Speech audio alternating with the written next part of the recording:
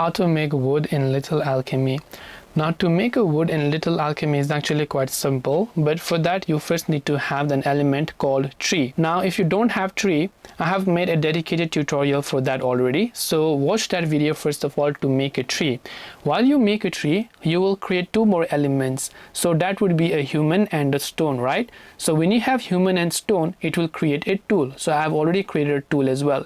So human and stone equals tool, and for the tree I will make sure to drop a link in the description box below. Now when you have tool, when you combine tree and tool, it will basically create a wood, which I have already created in this case, as you would be able to see. So when you combine tree and tool, you will be able to create a wood.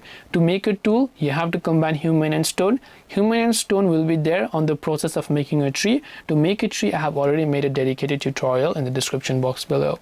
So this way you will be able to go ahead and then make wood in Little Alchemy too. I hope that this video helped you. If you have got any further questions, feel free to leave them down. Thank you for watching till the very end of this tutorial, and see you soon in our next video.